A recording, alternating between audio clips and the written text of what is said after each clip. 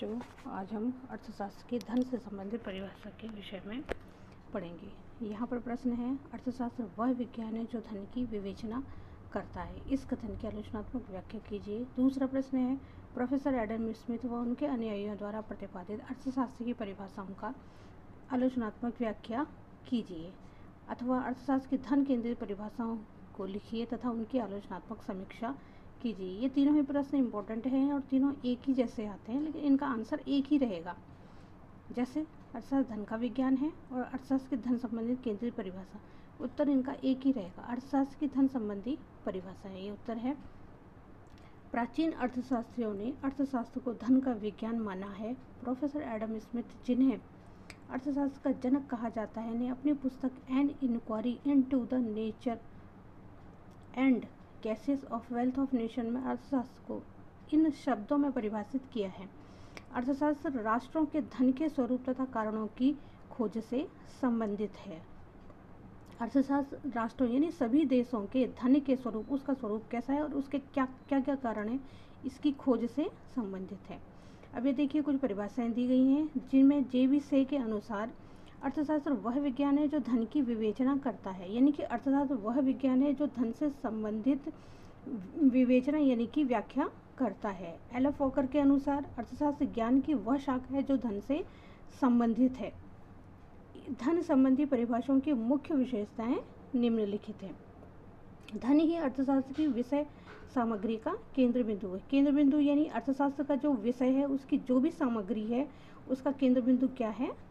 धन है, यानी कि ये धन से ही संबंधित है। मनुष्य की अपेक्षा धन अधिक महत्वपूर्ण है, क्योंकि मानवीय सुख का एकमात्र आधार धन ही है। धन के अभाव में मानवीय सुख की कल्पना भी नहीं की जा सकती। यदि धन न हो तो मनुष्य के सुख की कल्पना नहीं की जा सकती। तीसरा देखिए, धन के अंतर्गत केवल भौतिक वस्तुओं को शामिल किया जाता है, सेवाओं को नहीं। भौतिक वस्तुएं जो होती है हमारे पास, उन्हीं चीज़ों को शामिल किया जाता है। चौथा, व्यक्तिगत समृद्धि राष्ट्र द्वारा ही राष्ट्र धन एवं संपत्ति में वृद्धि संभव है।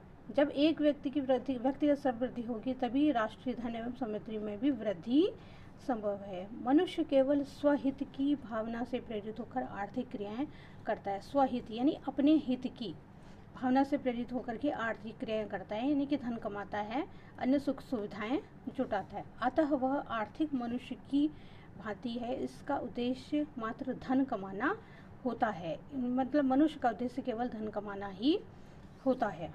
धन संबंधी परिभाषाओं की आलोचना देखो, यहाँ पर धन संबंधी परिभाषाओं की कुछ आलोचना भी की गई है, जिसमें है मनुष्य की अपेक्षा धन पर अधिक बल दिया गया है। इन परिभाषाओं में मनुष्य की अपेक्षा धन पर अधिक बल दिया गया है।